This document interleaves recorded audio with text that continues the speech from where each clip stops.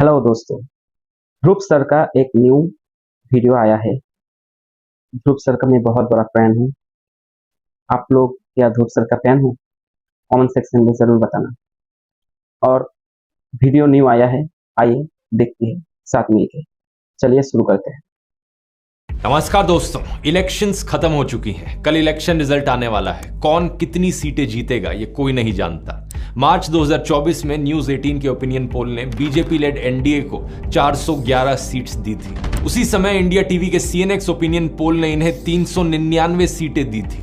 अभी भी कुछ एग्जिट पोल्स ऐसे हैं जो कहते हैं कि 400 पार होगा। प्रधानमंत्री मोदी ने अपनी इलेक्शन कैंपेन की शुरुआत भी इसी 400 पार के नारे से करी थी। लेकिन क्या है इस 400 पार का मतलब?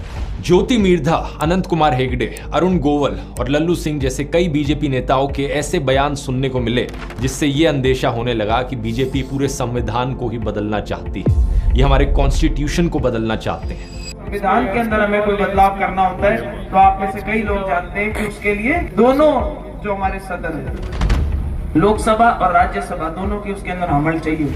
बाद में बीजेपी ने इन बयानों से अपना मुंह मोड़ लिया। कई सारे नेताओं ने खुद ही क्लैरिफिकेशन दी। लेकिन यह सब चुनाव प्रचार शुरू होने के बाद हुआ।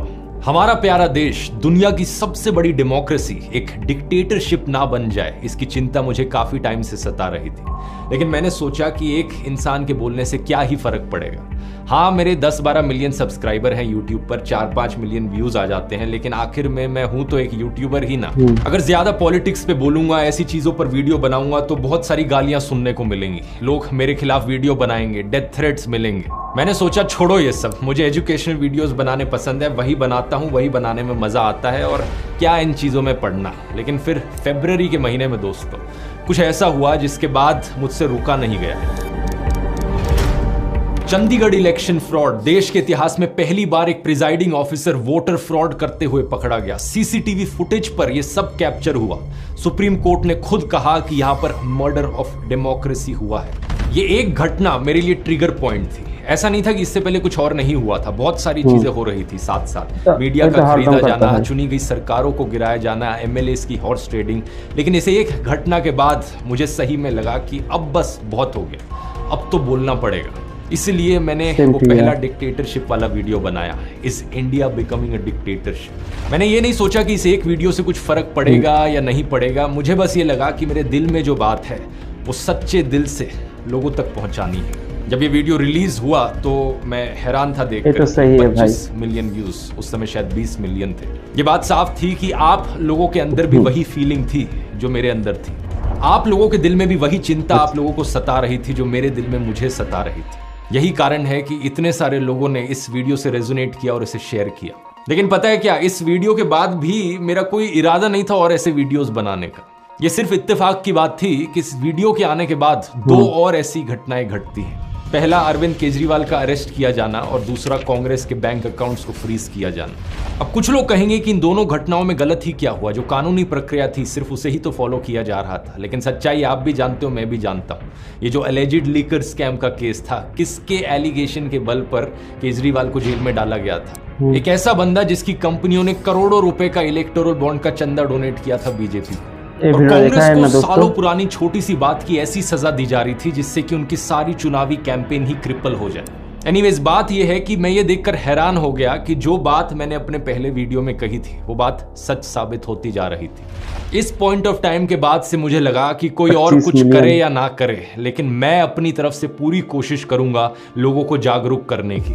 लेकिन ये कोशिश एक पहाड़ चढ़ने से भी मुश्किल थी। एक ऐसे दौर में जहां सभी टीवी चैनल्स गोदी मीडिया बन चुके हैं, हिंदी के ज्यादातर अखबार बिक चुके हैं, व्हाट्सएप माफिया तो लोगों के फोन में घुस चुका है। एक यूट्यूब चैनल क्या ही कर लेगा इन सब चीजों के खिलाफ। लेकिन फिर भी मुझे लगा कुछ फर्क पड़े ना पड़े, अब बोलना जरूरी है। भगवत गीता का एक श्लोक ध्यान में आया जिसकी बात मैंने फर्स्ट वीडियो में भी करी थी, अध्याय 2 श्लोक 47, जहां श्री कृष्ण कहते हैं कि कर्म करो, फल की चिंता मत करो। फल के बारे में ऑब्सेस्ड होना बंद करो, क्योंकि उस पर तुम्हारा अधिकार नहीं है। हालांकि इसका मतलब यह भी नहीं कि तुम निष्क्रिय हो जाओ, तुम वो करो जो तुम्हें करना चाहिए। मैंने भगत सिंह के बारे में सोचा जब उन्हें फांसी पर चढ़ाया जा रहा था। क्या ये ख्याल उनके दिमाग में आया होगा कि मेरे फांसी पर चढ़ने का नतीजा क्या होगा? क्या वो इस चीज को सोच रहे होंगे कि जब मुझे फांसी पर चढ़ाया जाएगा तो इसके बाद हमारे देश को आजादी मिल जाएगी? क्या सही में हमें आजादी मिलेगी? क्या मेरी कुर्बानी देने से क्या सही में अंग्रेज देश को छोड़ के चले जाएंगे?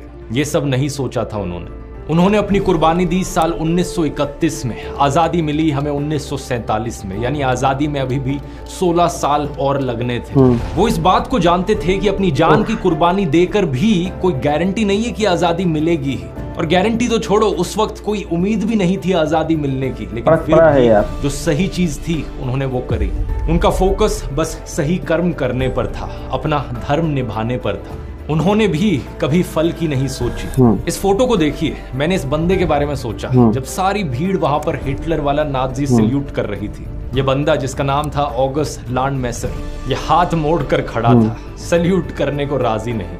जूम करके जरा इसका एक्सप्रेशन देखो चेहरे पर, कितने कॉन्फिडेंस के साथ रेजिस्ट कर रहा है, इवन दो ये इकलौता था वहां पर जो ये सल्यूट नहीं कर रहा था। क्या इसने ये करने से पहले सोचा होगा कि अगर मैं पूरी भीड़ में इकलौता बंदा हुआ जिसने ये वाला सल्यूट नहीं किया तो मेरे साथ क्या होगा, इसका नतीजा क्या होगा, मेरे एक अकेले इंसान के से ये सल्यूट ना करने से क्या हो जाएगा? हिटलर की तानाशाही खत्म हो जाएगी क्या अकेले बंदे से? ना, इसने भी फल की नहीं सोची, इसने बस सोचा कि जो सही है मुझे वो करना है। इन्हीं चीजों से प्रेरणा लेते हुए मुझे लगा कि मुझे भी जो सही चीज है वो करनी चाहिए। देश के लोकतंत्र के लिए और देश के संविधान के लिए आवाज उठाना, ये सही चीज है। एक ऐसे देश के लिए आवाज उठाना जिसके लिए पता नहीं कितने लाखों लोगों ने अपनी कुर्बानी दी। भगत सिंह, सुभाष चंद्र बोस, महात्मा गांधी, सरदार पटेल, पंडित जवाहरलाल नेहरू। क्या सोचेंगे हमारे फ्रीडम फाइटर्स देश की आज ये हालत देखकर? इसलिए मुझे लगा कि बोलना जरूरी है। अगर कल को ऐसा हुआ कि बीजेपी 400 सीट जीत गई और जो मेरा डर था वो सही में हकीकत बन गया, सही मायनों में देश एक कंप्लीट डिक्टेटरशिप बन गया, तो मैंने सोचा कल को अगर कोई मेरा बच्चा होगा वो मुझसे क्या पूछेगा देश की ये हालत देख कि पापा आप कहाँ थे जब देश डिक्टेटरशिप की ओर गिरता जा रहा था, आपने कुछ किया क्यों नहीं? और मैं क्या कहूँगा कि मैं अपनी जॉब में बिजी था, मुझे इन सब चीज़ों की नहीं पड़ी थी। मैं बस अपने करियर पर फोकस कर रहा था, पैसे कमाने पर फोकस कर रहा था। लेकिन नहीं, अब मैं कह सकता हूं कि बेटा मैंने तो अपनी तरफ से पूरी जी जान लगा दी थी। मैं आखिरी दम तक लड़ा था। शायद मेरी कोशिश नाकाम रही, लेकिन मैं आखिर तक खड़ा रहा देश के लोकतंत्र की आवाज उठाने के लिए। और पता है क्या, मैं अकेला नहीं था, मेरे साथ इसी कोशिश में देश के करोड़ों लोग और खड़े थे। पिछले 1-2 महीने में रिलीज किए गए वीडियोस इतिहास के पन्नों में हमेशा एक सबूत बनकर रहेंगे। 21 million YouTube subscribers, almost 70 million unique viewers पिछले 90 दिन में सिर्फ यूट्यूब पर ही। इसके मायने समझ रहे हो? ऑलमोस्ट 7% एलिजिबल वोटर्स को हमने सिर्फ इस एक यूट्यूब चैनल के जरिए ही रीच आउट कर लिया। आप ऐसे कई लोग सोचोगे हमारे इस मिशन 100 करोड़ का क्या रिजल्ट रहा। अब एक्चुअली में नाप तोल कर ये बताना बहुत मुश्किल है कि कितने लोगों तक हम रीच आउट करें। ये जो स्टैटिस्टिक है ये सिर्फ यूट्यूब की है। इसके अलावा ट्विटर, इंस्टाग्राम, फेसबुक, व्हाट्सएप, आप लोगों ने इतनी बार इन वीडियोस को शेयर किया, मेरा अंदाजा है कि कम से कम हम करीबन 20 से 25% वोटर्स तक तो जरूर पहुंचे होंगे। और इस सब का क्रेडिट जाता है आप लोगों को। और इससे पहले कि यहाँ कोई नया फर्जी क्लेम उठाए कि ये सारे तो बॉट्स हैं या पाकिस्तानी लोग हैं जो चैनल को सब्सक्राइब कर रहे हैं, देख रहे हैं, मैं आपको अपनी ऑडियंस की स्टैटिस्टिक्स भी दिखाना चाहूँगा। 80% से ज़्यादा व्यूअर्स इंडिया से हैं। ये बात सच है कि कुछ परसेंटेज व्यूअरशिप पाकिस्तान, नेपाल, बांग्लादेश जैसी नेबरिंग कंट्रीज से भी है, लेकिन 90% से ज़्यादा लोग जो इन वीडियोज़ को देख रहे थे वो इंडियंस थे, या तो इंडिया में रहने वाले या इंडिया के बाहर रहने वाले। और मैं इतना बेवकूफ़ नहीं हूं कि पैसे बर्बाद करूंगा बॉट्स खरीदने में या फिर पेड कमेंट्स खरीदने में। तो जितने भी कमेंट्स आपने वीडियोस पर देखे, जितने भी लाइक्स, जितने भी व्यूज़ आप वीडियोस पर देख रहे हो, ये सब के सब 100% असली लोग हैं। इस संघर्ष में जितनी कोशिश मैंने की है उससे कहीं ज़्यादा कोशिश आप लोगों ने करी है। एक कमेंट मैंने देखा जिसमें आप में से किसी ने लिखा था कि आपने 850 लोगों को मेरा एक वीडियो फॉरवर्ड किया व्हाट्सएप पर। एक आदमी की रिसेंटली वीडियो देखी जो क्रिकेट स्टेडियम में बैठकर हमारे वीडियोस देख रहा था। कई सारे ग्राउंड इंटरव्यूज में मैंने लोगों के मुंह से अपना नाम सुना। ये देखकर खुशी हुई कि बच्चे भी सरकार के झूठे दावों को एक्सपोज कर रहे थे। एक वीडियो में ईडी की वेपनाइजेशन की बात करता है कोई लड़का, तो यूट्यूब रिपोर्टर उनसे पूछते हैं कि तुम्हें इतना कैसे पता चला? तो उन्होंने कहा ध्रुव राठी के वीडियोस देखकर पता चला। आपने कहा ईडी, आपको इतनी कैसे नॉलेज है? ईडी पता है आपको क्या होता है? जब आप एक ध्रुव राठी का वीडियो देख लोगे ना आपको समझ में आ जाएगा। बॉलीवुड के कई सेलिब्रिटीज हैं जिन्होंने मुझे मैसेज करके बताया कि वो कितना इंस्पायर्ड फील किए इन वीडियोस को देखकर। एक एक्टर ने मुझे बताया जिस दिन मुंबई में वोटिंग थी उस दौरान उनकी लखनऊ में फिल्म की शूटिंग चल रही थी, लेकिन हमारे प्रयास को देखकर वो इतने प्रभावित हुए कि उस दिन उन्होंने रिटर्न फ्लाइट बुक करा ली। कई फॉरेन में रहने वाले लोगों ने मुझे यही चीज लिखकर बताई कि सिर्फ मेरे वीडियोस को देखकर वो इतना मोटिवेट हुए वोट करने को कि वो फ्लाइट पकड़कर आ गए सिर्फ वोटिंग के लिए। दूसरी तरफ किसी ने बताया कि उनके एक दोस्त ने दफ्तर से छुट्टी ले ली और प्रोजेक्टर लेकर हरियाणा और राजस्थान में चले गए। गांव-गांव में लोगों को ये वीडियो दिखाने लगे प्रोजेक्टर के जरिए। राजस्थान, वेस्ट बंगाल, महाराष्ट्र जैसी कई स्टेट्स में ऐसे नज़ारे देखने को मिले जहां पर इन वीडियोस को पब्लिक में प्ले किया गया। भारत और दुनिया भर के कई अखबारों में हमारे इस संघर्ष की चर्चा छपी। France 24, the Economist, Al Jazeera, Time magazine, the Telegraph, the Print, Economic Times. दुनिया में अगर डंका किसी का बज रहा था तो वो हमारा बज रहा था दोस्तों। ये सब देखकर इनका गोदी मीडिया, इनके गोदी यूट्यूबर्स और आईटी सेल, पूरा गोदी सिस्टम बुरी तरीके से बौखला गया। जो हमले मेरे ऊपर इन्होंने किए, जो बदनामी करने की कोशिश करी इन्होंने मेरी, वो भी नेक्स्ट लेवल की थी। किसी ने मुझे कुत्ता कहा, किसी ने कॉकरोच कहा, तो किसी ने बुली कहा, किसी ने एंटी नेशनल कहा, किसी ने कहा चाइनीज फंडेड है, तो किसी ने कहा ये तो पाकिस्तानी है। जाने कितने झूठे इल्जाम लगाए गए और कितने ही वीडियोस इन लोगों ने मेरे ऊपर बनाए। जब मैंने वीडियोस बनाने अपने शुरू किए थे, मैंने एक्सपेक्ट तो किया था कि बैकलैश आएगा, लेकिन इतने ऑर्गेनाइज्ड तरीके से ये लोग मेरे ऊपर अटैक करेंगे ये एक्सपेक्ट नहीं किया था। तेलंगाना का एक ये वीडियो सामने आया जहां बीजेपी के कुछ मेंबर्स प्लानिंग कर रहे थे कि मुझे कैसे रोका जाए। तो उनमें से एक कहते हैं कि ये ध्रुव राठी हमेशा फैक्चुअली करेक्ट होता है, कॉन्स्टिट्यूशनली हमेशा करेक्ट होता है, इसके वीडियोस किसी भी यूट्यूब रूल्स को नहीं तोड़ते, तो कैसे काउंटर करा जाए इसे। ఇప్పుడు యూట్యూబ్ లో ఒక ధ్రువరాటి అనే వాడు ఇష్టం వచ్చినట్టు వాడుతున్నాడు, వాడు చరిత్రను ఇంకా మార్చేస్తున్నాడు, చాలా మంది నాకు వ్యూస్ వస్తున్నాయి, దాని గురించి మీరు వాడు యూట్యూబ్ కి కంప్లైంట్స్ ఉంటారు, వాడు యూట్యూబ్ రెగ్యులేషన్స్ కి కరెక్ట్ ఉంటాడు, అన్లెస్ అండ్ అంటిల్ వాడు అక్కడ ఏదైనా చేర్చాడు చేస్తేనే మనం మనకి గెలకొచ్చు। వాడు మాట్లాడేది కూడా రాజ్యాంగబద్ధంగా మాట్లాడతాడు। वाह क्या बात कही है। देखो देखो दोस्तों, इससे पता चलता है कि कैसे आपके हेटर्स भी सीक्रेट एडमायरर्स हो सकते हैं। अगर मैंने कभी कुछ गलत किया ही नहीं तो कैसे मुझे काउंटर किया जाए। ये कहते हैं कि प्लान है इसके खिलाफ झूठी खबरें फैलाओ, झूठी खबरें फैलाओ कि जैसे ध्रुव राठी ने झूठ बोला हो कि प्रधानमंत्री मोदी सनी लियोनी को मंत्री बनाने वाले हैं। అంటే సన్నీ లియోని నెక్స్ట్ నరేంద్ర మోడీ కేబినెట్ లో మహిళా శిశు సంక్షేమ శాఖకు మంత్రిగా చేస్తున్నారని ధ్రువ రాఠీ చెప్పిండని చెప్పారు। वाह क्या प्लान बनाया है, यानी कि फेक न्यूज फैलाओ कि ध्रुव राठी ने फेक न्यूज फैलाई है। दोस्तों मैं अक्सर बात करता हूं अपने वीडियोस में आर्टिफिशियल इंटेलिजेंस और चैट जीपीटी की। इन लोगों ने वहां भी कसर नहीं छोड़ी, डीप फेक का इस्तेमाल किया मेरे खिलाफ एक झूठी खबर फैलाने के लिए। किसी ने ये झूठी ऑडियो क्लिप डाली जिसमें मेरी आवाज को इमिटेट करने की कोशिश करी गई है। ऐसा दिखाने की कोशिश करी गई कि मैं फोन कॉल पर किसी पॉलिटिशियन से बात कर रहा था और पैसे मांग रहा था। Don't worry, I am with you, अब चिंता न करो। आई एम वार्निंग यू, तुम्हारे साथ भी ऐसे ही करेंगे। तुम्हारा पैसा टाइम पे मिलता है। हाँ, मुझे तो यूके से आता है ना, मेरा चैनल क्लियर है। Please, no need to defend them on this. No need. I'll call you, मैं बात करता हूँ आपसे। देखो किस हद तक ये चले गए मुझे बदनाम करने के लिए। ऊपर से जो रेगुलर वीडियोस इनके आ रहे हैं जहां पे मुझे इंसल्ट किया जाता है, कभी कुत्ता बोलकर, कभी कॉकरोच बोलकर, तो कभी बुली बोलकर। कोई झूठी खबर फैलाता है कि मैंने किसी को मरवा पिटवा दिया, तो कोई झूठी खबर फैलाता है कि मेरा एक सीक्रेट व्हाट्सएप ग्रुप है जहां पे मैं लोगों को ट्रोल करता हूं, जहां पे बॉट्स भेजे जाते हैं, हमारा एक ऑर्गेनाइज्ड ग्रुप है। कुछ भी ऐसा नहीं है दोस्तों, कोई सीक्रेट टेलीग्राम ग्रुप नहीं है, कोई सीक्रेट फेसबुक व्हाट्सएप ग्रुप नहीं है। जो है वो पब्लिकली आपको दिखता है। व्हाट्सएप पर एक पब्लिक चैनल है जिस पर मैं पोस्ट करता हूं ओपनली। दैनिक जागरण जैसा अखबार तक मेरे खिलाफ झूठी खबर फैलाने लगा कि मेरी चाइना से फंडिंग आती है। बताओ जरा, मैं कभी बॉयकॉट चाइना करके वीडियोस बनाता अगर मेरी चाइना से फंडिंग आ रही होती तो। ये वही अखबार है जिसको मैंने पहले भी अपने एक वीडियो में एक्सपोज किया है। इतनी झूठी खबरें छापते हैं ये। एक बार ऐसे ही इन्होंने इंडियन आर्मी के बारे में भी फेक न्यूज फैलाई थी, खुद हमारी आर्मी ने उस फेक न्यूज को डिबंक किया था। ऐसे ही इस अखबार ने किसानों के बारे में फेक न्यूज फैलाई थी कि किसानों की रैली में पाकिस्तान जिंदाबाद के नारे लगे। इस खबर को छापते वक्त इन्होंने अपने पैरा में यह भी लिख रखा था कि हालांकि इस खबर की पुष्टि नहीं हो पाई है। इसका क्या तुक बना, मतलब फिर खबर छापते ही क्यों हो जब इसकी पुष्टि नहीं हो पाई है। तो ऐसे तो मैं भी कह दूं कि दैनिक जागरण का जो मालिक है वो एक आतंकवादी है, हालांकि इस खबर की पुष्टि नहीं हो पाई है। नहीं, मेरे बारे में भी तुम लोगों ने यही लिखा है ना, चीन से फंडिंग की आशंका। मैं भी कह देता हूं, जागरण अखबार की पाकिस्तानी आतंकवादी से फंडिंग की आशंका, हालांकि इस खबर की पुष्टि नहीं हो पाई है।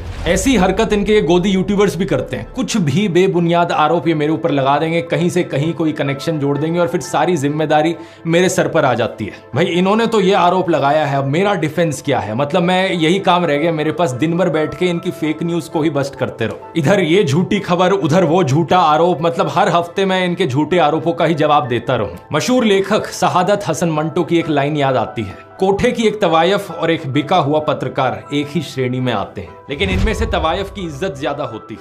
ये बात बिल्कुल सही है, क्योंकि एक तवायफ तो सिर्फ अपने शरीर को बेचती है, ये बिके हुए लोग अपने जमीर को बेचते हैं, अपनी आत्मा को बेचते हैं, अपने देश को बेचते हैं। ये लोगों के मुद्दों की हत्या करते हैं और देश के साथ दगा करते हैं।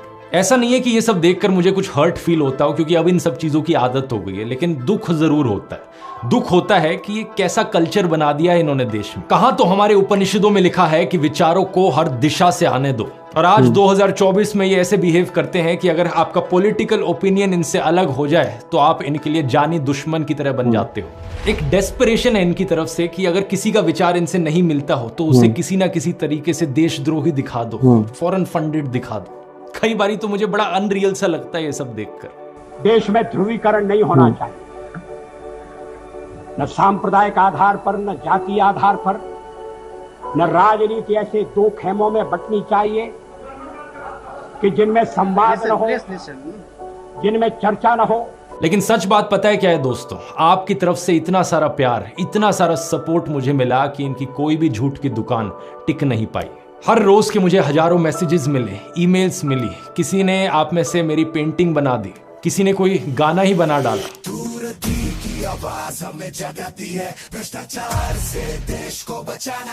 लाखों लोगों का लव और रिस्पेक्ट मिला। लोगों ने एडिट्स बनाए, किसी ने मुझे डेमोक्रेसी का फोर्थ पिलर कहा, किसी ने रेवोल्यूशनरी कहा। इसलिए आपके इन लाखों कॉम्प्लीमेंट्स के बीच गोदी इकोसिस्टम के सभी अटैक्स फेल रहे हैं। चरण वंदना करने वाले लोग डेली बेसिस पर अपनी बदतमीजी का सबूत देते रहे और हम देश के मुद्दों पर बात करते रहे। बेरोजगारी पर वीडियोस बनाए, किसानों के मुद्दे उठाए, इलेक्टोरल बॉन्ड स्कैम पर बात करी, फार्मा स्कैम की बात करी, खाने में डलने वाले मसालों की बात करी, व्हाट्सएप यूनिवर्सिटी के चारों डिपार्टमेंट्स को पूरी तरीके से तबाह कर दिया। इसी तरह से हमारा मिशन 100 करोड़ चलता रहा। ये मेरे अकेले का मिशन नहीं था, ये हम सब का मिशन था।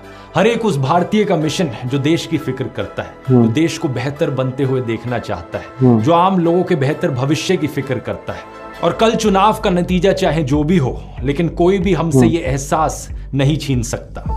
इस एहसास को इस वीडियो में सहेजने की मुझे जरूरत महसूस हुई। लगा कि इसे डॉक्यूमेंट किया जाना चाहिए, ताकि जब भी दुनिया में किसी देश में लोकतंत्र कमजोर हो रहा हो और देश के लोगों को जब भी हिम्मत चाहिए हो, तो हमारी ये दास्ता उनके लिए एक प्रेरणा बन सके। और वैसे दूसरों के लिए ही क्यों, ये दास्ता हमारे लिए भी तो एक प्रेरणा है। ये संघर्ष हमारा खत्म नहीं हुआ है। क्या पता कल के चुनाव के नतीजों में बीजेपी वाकई 350-400 सीट जीत जाए और प्रधानमंत्री देश को तानाशाही की दिशा में ही आगे बढ़ाते रहे। तब क्या करेंगे? प्रेरणा लेंगे अभी तक के इस सफर से, इस वीडियो से, और कोशिश को जारी रखेंगे। और अगर कल इंडिया अलायंस की भी जीत हुई तब भी यह सिलसिला थमेगा नहीं, क्योंकि इतना तो है कि देश में ध्रुवीकरण कम होगा, तानाशाही के काले बादल छट जाएंगे, लेकिन ऐसा नहीं कि अचानक से सब कुछ सही हो जाएगा। किसी ने एक बार कॉमेंट्स में पूछा था कि अगर कल को इंडिया अलायंस की सरकार बनती है तो क्या मैं तब भी आवाज उठाऊंगा? ऑब्वियसली उठाऊंगा, इस बात में कोई शक की गुंजाइश नहीं है। जब तक देश स्वर्ग नहीं बन जाता तब तक सुधार का स्कोप हमेशा है, तब तक आवाज उठानी बनती है, और जब सब ठीक भी हो जाए तब भी नजर बनाए रखनी पड़ती है। यही लोकतंत्र है। और वैसे अभी तो बहुत बहुत बहुत कुछ सुधारना बचा है। कहाँ हम सपने देखते हैं देश को एक डेवलप्ड कंट्री बनाने की, लेकिन पिछले 10 सालों में हालत ये हो गई कि कुछ लोग पाकिस्तान से कंपैरिजन करने लगे। राजनीति में ईमानदार और शरीफ नेताओं की कमी है, एग्रीकल्चर में प्रॉब्लम्स हैं, बेरोजगारी का इशू है, पोल्यूशन एक मेजर समस्या है। सभी प्रॉब्लम्स को हाईलाइट करते रहना होगा, जो भी सरकार हो उनसे जवाब मांगते रहना होगा। मैं एक ऐसा देश देखना चाहता हूं, एक ऐसी दुनिया देखना चाहता हूं जहां पर हर इंसान साफ हवा में सांस ले, साफ पानी पिए, हर इंसान को ऊपर उठने का मौका मिले, कोई भेदभाव ना हो, कोई अन्याय ना हो, किसी की आवाज को नीचे दबाया ना जाए। एक ऐसी दुनिया जो हर इंसान, हर पशु पक्षी के लिए जीने लायक हो। क्या धरती पर एक स्वर्ग बनाना मुमकिन है? मुझे नहीं पता, मैं बस सही कर्म करने पर ध्यान दूंगा, फल पर ऑब्सेस्ड नहीं होऊंगा। ये दौर देश की लड़कियों और औरतों के लिए भी बहुत प्रेरणादायक रहा है। जानते हैं क्यों? क्योंकि देश को बचाने के इस संघर्ष में कितनी सारी वुमेन जर्नलिस्ट ने जमकर भाग लिया। पूनम अग्रवाल, मनीषा पांडे, निधि सुरेश, आरफा खानम शेरवानी, फे डिसूजा, मीना कोटवाल, सर्फप्रिय सांगवान, प्रज्ञा मिश्रा, फातिमा खान, मीरा देवी, कुमकुम बिनवाल, और भी जाने कितनी सारी जर्नलिस्ट, केवल मेट्रो सिटीज में ही नहीं बल्कि ऑन ग्राउंड लोकल रिपोर्टर्स भी। पत्रकारों के अलावा वुमेन इन्फ्लुएंसर्स ने भी एक अहम रोल निभाया। डॉक्टर मेडुसा, रैंटिंग गोला, कबीरान, गरिमा, नेहा सिंह राठौड़, किसी ने जोशीले अंदाज में अपनी बात रखी तो किसी ने सैटायर में, तो किसी ने गाकर। जो on ground public reaction videos होते हैं उनमें कितनी ही औरतें बड़े कॉन्फिडेंस से बोलती हुई दिखाई दी। पापा में नौकरी क्यों नहीं देते? अपने मंगलसूत्र की रक्षा कर सकते हैं, मोदी जी के इंटरफेरेंस की कोई जरूरत नहीं है। जानते हैं इसका इम्प्लीकेशन क्या है? जब कोई महिला इस तरह से देश की जिम्मेदारी अपने सर पर उठा लेती है, उसके पर्सनल राइट्स ऑटोमेटिकली उसे मिल जाते हैं। वो किसी से फ्रीडम मांगती नहीं है बल्कि संविधान द्वारा दी गई फ्रीडम को खुद से रिक्लेम कर लेती है। जय भीम फिल्म का ये जो आखिरी सीन है, इसी तरीके से देश की हर एक लड़की और औरत को अखबार उठा लेना चाहिए। बहुत हो चुका ये हनी सिंह टाइप के गानों से इन्फ्लुएंस होकर खुद को एक ऑब्जेक्ट की तरह देखना, एक ऐसे इंसान की तरह देखना जो केवल सजना सवरना जानता हो। बहुत हो चुका ये शॉपिंग लवर वाला जो लेबल है, कोई गर्व की बात नहीं है इसमें। बहुत हो चुके ये स्टीरियोटाइप्स की लड़कियां पॉलिटिक्स को नहीं समझती। अब बाहर निकलिए इस कोकून से। याद रखिए कि इसी दुनिया में एक डाफने गैलिजिया थी जिन्होंने पनामा पेपर्स के जरिए पूरी दुनिया के करप्ट लोगों को एक्सपोज कर दिया और अपनी पत्रकारिता करते हुए शहीद हो गई। लेकिन बात यहाँ सिर्फ औरतों की नहीं है। रवीश कुमार, आकाश बैनर्जी, अभिसार शर्मा, अजीत अंजुम जैसे कई पत्रकारों ने संघर्ष किया सच दिखाने का। अर्पित शर्मा और मुकेश मोहन जैसे कई इन्फ्लुएंसर्स ने भी हिम्मत दिखाई आवाज उठाने की। लेकिन आप फिर भी शायद सोचो कि आप अकेले क्या कर सकते हो। कई बार बहुत से लोग कमेंट्स में लिखते हैं, कुछ लोग हेल्पलेसनेस जताते हैं कि वो कुछ ज्यादा कुछ नहीं कर पा रहे हैं। आप में से कईयों ने पूछा कि मैं क्या कर सकता हूं देश के लिए। मैं यहां पर कहूंगा कि देश के लिए कुछ करने की बजाय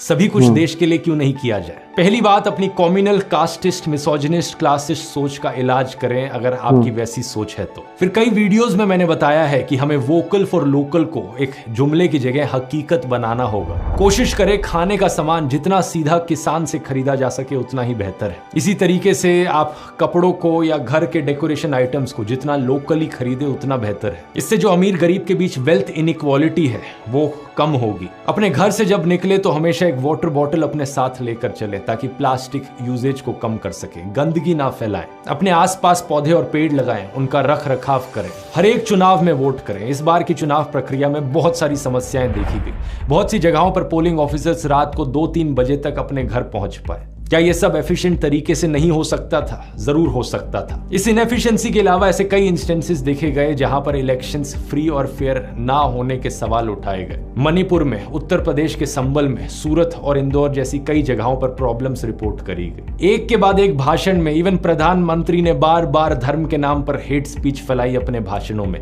मॉडल कोड ऑफ कंडक्ट को वायलेट किया। इस चुनावी प्रक्रिया को फ्री और फेयर करने के लिए जो आवाज उठाने की जरूरत है, जिस आंदोलन की जरूरत है, वो हर किसी की जिम्मेदारी है। अगर हर polling officer, presiding officer, district collector अपनी जिम्मेदारी सही से निभाए तभी इस पूरी प्रक्रिया को बेहतर बनाया जा सकता है। लेकिन यह बात सिर्फ उन्हीं प्रोफेशंस में सीमित नहीं है, यह बात हर प्रोफेशन के लिए एप्लीकेबल है। जो भी आप काम करते हो उसे अच्छे से करो, ईमानदारी से करो। टीचर्स बच्चों को अच्छे से पढ़ाएं।